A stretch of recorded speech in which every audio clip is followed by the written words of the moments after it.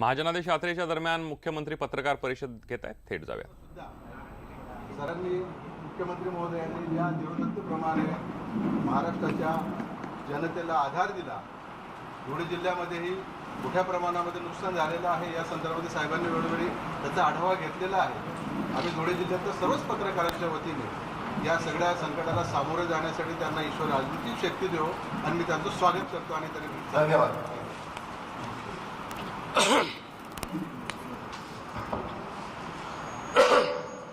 धन्यवाद. आपला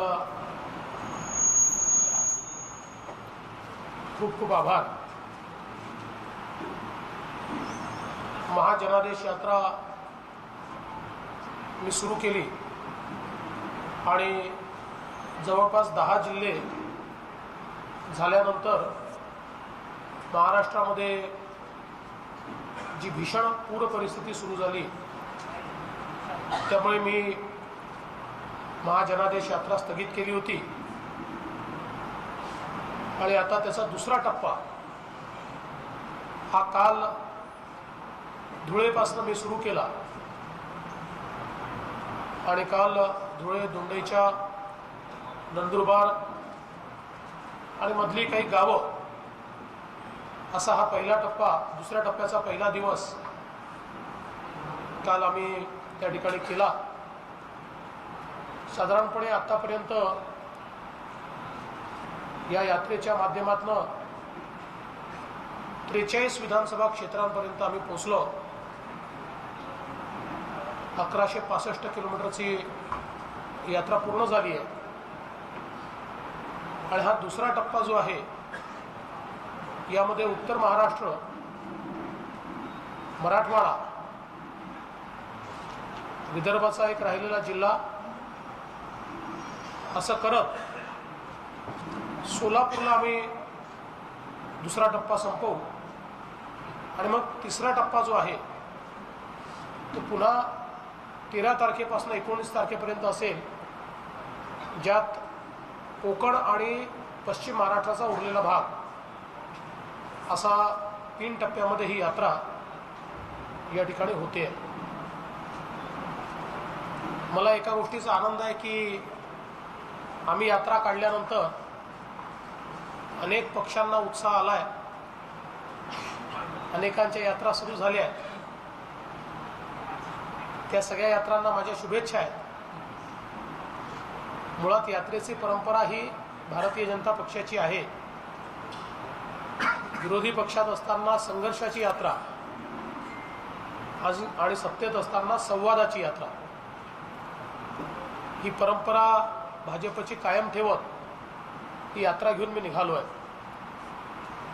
प्रचंड मोठा प्रतिसाद जनतेचा या यात्रेला मिळतोय.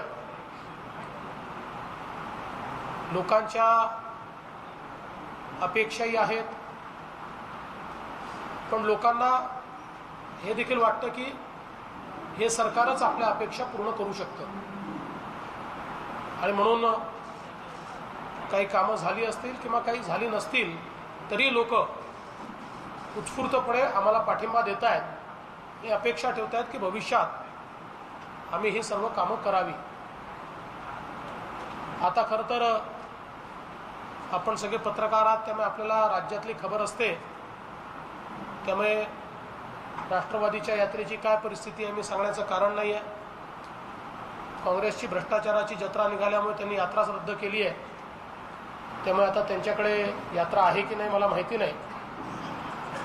पण मला असं वाटतं की लोकांची एक मानसिकता झाली देशात आणि महाराष्ट्रामध्ये. भारतीय जनता पार्टी आणि आमच्या युतीच्या संदर्भात लोकांचा कल आता प्रचंड आहे आणि त्यातून मला विश्वास आहे की एक मोठं बहुमत हे आम्हाला निश्चितपणे मिळेल. या यात्रेच्या माध्यमातून मी प्रत्येक जिल्ह्यामध्ये चाललो आहे, मतदारसंघात चाललो आहे. त्या जिल्ह्यामध्ये, त्या मतदारसंघामध्ये गेल्या 5 वर्षात सरकारने काय काम केलं हे सांगण्याचा प्रयत्न देखील मी करतोय. मग 30,000 किलोमीटरचे ग्रामीण रस्ते मुख्यमंत्री ग्राम सडकचे असतील, 18,000 गावातल्या पिण्याच्या पाण्याच्या योजना असतील, मोठ्या प्रमाणात केलेली सिंचनाची कामं असतील, जलयुक्त शिवारची कामं असतील, शेतीच्या संदर्भातले घेतलेले निर्णय असतील, महामार्गांचं इन्फ्रास्ट्रक्चर असेल, रेल्वेची कामं असतील, शहरांमधली पिण्याच्या पाण्याची भुयारी गटाराची कामं असतील, प्रचंड मोठ्या प्रमाणात सर्व प्रकारची कामं झाली आहे. आणि सगळ्यात महत्त्वाचं की आपल्याला माहिती आहे की मध्यंतरी अशी वेळ आली होती की पुरोगामी आणि पुढारलेला महाराष्ट्र पण अनेक राज्यांनी आपल्याला मागे टाकलं होतं आणि सगळ्या काउंट्सवर पहिल्या क्रमांकावर कुठे गुजरात, दुसऱ्यावर कधी कर्नाटका, तिसऱ्यावर तमिळनाडू, कधी केरळा, कडे दिल्ली, कधी हरियाणा आणि त्यानंतर 6वा 7वा नंबर महाराष्ट्राचा याचा. पण आता परिस्थिती बदलली आहे आणि या सगळ्या पॅरामीटरवर आज देशामध्ये नीती आयोगाचा रिपोर्ट बघितला तर पहिल्या क्रमांकावर महाराष्ट्र आहे, काही ठिकाणी दुसऱ्या क्रमांकावर आहे, एखाद दुसऱ्या ठिकाणी तिसऱ्या क्रमांकावर आहे, पण पहिल्या 3 मध्ये सर्वीकडे महाराष्ट्र आला आहे. ही आपल्याकरता आनंदाची गोष्ट आहे. आज आपण समजा धुळे जिल्ह्याचा जरी विचार केला, अक्कलपाडासारखा जो प्रकल्प आहे या सरकारच्या काळात 350 कोटी रुपये आम्ही त्याला देऊन हा प्रकल्प पूर्ण करण्याचं काम या ठिकाणी आपण केलं. 258 कोटीचा वाडीशेवाडी प्रकल्प असेल, तापी नदीवरील 22 उपसा सिंचन योजनांसाठी 42 कोटी रुपये आपण दिले. आणि सगळ्यात महत्त्वाचं म्हणजे धुळे तालुका आणि या ठिकाणी शिंदखेडा तालुक्यातले 100 गावांचं पिण्याचं पाणी आणि सिंचनाचा प्रश्न पूर्णपणे निकाली काढून धुळे जिल्ह्याला समृद्ध करणारा अशा प्रकारचा सुलवाडे जामफळचा प्रकल्प 2400 कोटीचा माननीय पंतप्रधानांच्या माध्यमातून त्याला देखील मान्यता मिळाली. आणि खासदार बाबा असतील किंवा पालकमंत्री असतील जयकुमारजी यांच्या प्रयत्नातनं आणि आता गिरीश भाऊंनी त्याला प्रचंड मोठी चालना त्यांच्या खात्यातनं दिली आहे.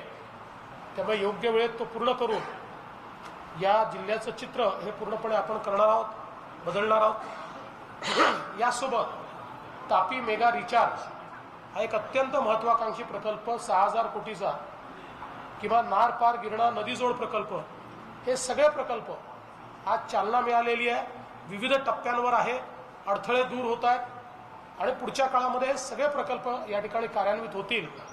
त्यामुळे उत्तर महाराष्ट्राकरता दुष्काळ किंवा शेतीची अनियमितता या प्रकल्पाच्या माध्यमातून निश्चितपणे आपल्याला दूर करता येईल हा मला विश्वास आहे. आज आपण जलयुक्त शिवारच्या माध्यमातून धुळे जिल्ह्यामध्ये जवळजवळ 504 गावांमध्ये 240 कोटी रुपयाची कामं केली आणि त्यातनं 62,000 TCM पाणीसाठा हा उपलब्ध झाला आहे.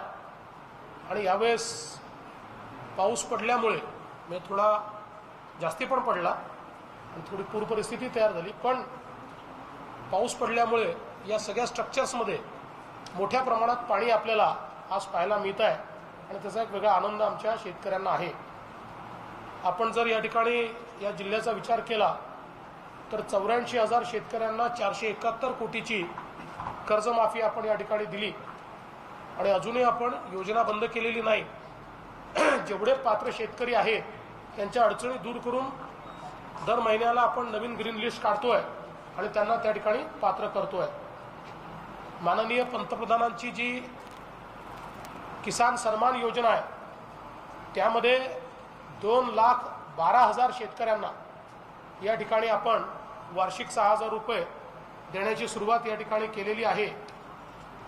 आणि आपण जर वेगवेगळे केलॅमिटीज बघितल्या किंवा केलेली थेट मदत बघितली तर खानदेशातल्या 10 लाख शेतकऱ्यांना आपण कर्जमाफीपोटी 4,600 कोटी आणि इतर जर विचार केला विमा असेल किंवा कापसाची बोंडळी असेल तर 10,000 कोटीपेक्षा जास्त हा आकडा जाऊ शकेल. इतक्या मोठ्या प्रमाणात आपण या ठिकाणी मदत जी आहे ती केलेली आहे। यासोबत उज्ज्वलासारख्या योजनेमध्ये जवळपास 1 लाख कनेक्शन्स हे धुळे जिल्ह्यामध्ये या ठिकाणी मिळाले आहेत। रेल्वेचं देखील अत्यंत महत्त्वाचं मनमाड, धुळे, नरडाणा, इंदोर या रेल्वे प्रकल्पाचं भूसंपादन या ठिकाणी सुरू झालेलं आहे। त्याच्यामुळे धुळ्याला एक मोठी कनेक्टिव्हिटी मिळेल।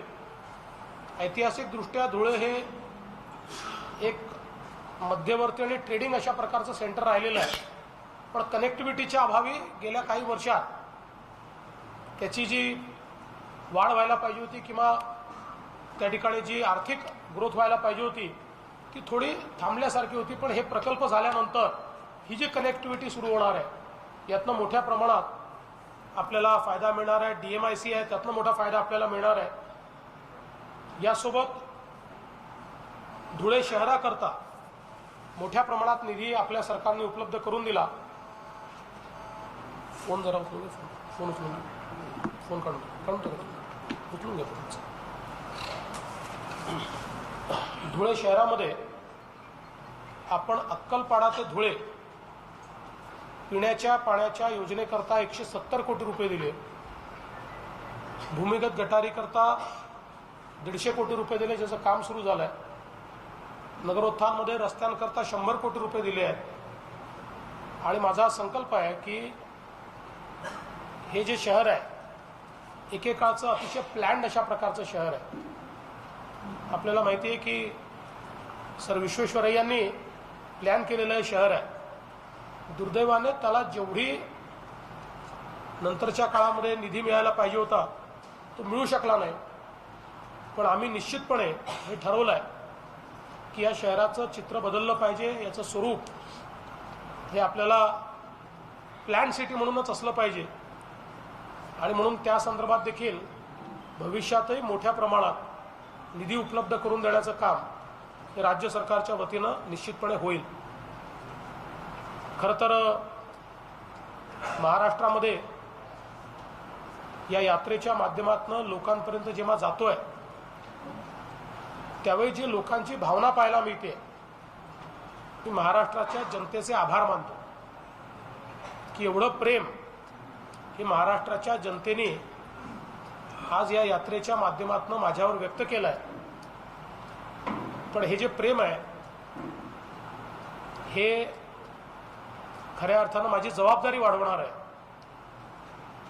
आणि म्हणून मला विश्वास आहे की मोदीजींच्या नेतृत्वात पुन्हा एकदा महाराष्ट्रामध्ये युतीचं सरकार आणून मागच्या 5 वर्षात जे काम केलं त्याहीपेक्षा जास्त काम करू आणि सगळ्यात महत्त्वाचं महाराष्ट्र दुष्काळमुक्त करू। सर एक प्रश्न, पहिल्या मेगाभरतीचं काय झालं आणि दुसरा त्यालाच लागून मेक इन महाराष्ट्र अंतर्गत 8 लाख कोटींचे प्रकल्प महाराष्ट्रात येणार होते, तर त्या उद्योगांची नेमकी स्थिती काय आहे? मेगा भरतीचं काम चाललेलं आहे विविध विभागांमध्ये। आता जसं आपण बघितलं असेल की परवा शिक्षकांचे 4800 आपण त्या ठिकाणी ऑर्डर्स काढल्या, त्यानंतर या सिंचन विभागातल्या आपण ऑर्डर्स काढल्यात, कृषी विभागातल्या आपण ऑर्डर काढल्यात। मेगा भरती म्हणजे एका वेळी सगळ्यांची भरती अशी नाही आहे, ते विभाग करतायत तेवढ्या कालावधीमध्ये, म्हणून तुम्हाला ते लक्षात येत नाही आहे। पण आता सगळ्या विभागांचं म्हणजे बहुतांश विभागांच्या परीक्षा आटोपल्या आहेत, काही ठिकाणी इंटरव्ह्यूज नाही आहेत, त्यामुळे मेरिट लिस्टप्रमाणे घेणं सुरू झालं आहे। मेगा भरती सुरू राहणार आहे आणि याचं काम पूर्ण करू। मोटार उद्योग आणि बांधकाम क्षेत्रात मोठ्या प्रमाणावर आर्थिक मंदी आहे आणि बेरोजगारी वाढत आहे आणि तुम्ही मेक इन इंडियावर काही भाषण करत आहे आपल्या भाषणात, त्याबद्दल मला असं आहे की यांच्या प्रश्नाचं उत्तर राहिलं। मेक इन इंडिया आणि मॅग्नेटिक महाराष्ट्र हे 2 आपण उपक्रम घेतले होते। साधारणपणे देशामध्ये जे MOU होतात त्या MOUचा कन्व्हर्शनचा रेट 35% आहे, महाराष्ट्राचा तो 45% आहे। आणि मेक इन इंडिया आणि मॅग्नेटिक महाराष्ट्र हे जे 2 आपण इव्हेंट घेतले होते याचा कन्व्हर्शनचा रेट 55 ते 60% आहे। आणि या संदर्भातला आता माझ्याजवळ फिगर नाही आहेत, पण मध्यंतरी पत्रकार परिषदेत पूर्ण आढावा मी दिला होता की कुठल्या जिल्ह्यात किंवा कुठल्या भागात किती आले, किती गुंतवणूक प्रत्यक्षात झाली, कितीचं बांधकाम सुरू झालं, कितींनी जमिनी घेतल्या, वेगवेगळ्या क्लिअरन्सेसमध्ये आहे. त्यामुळे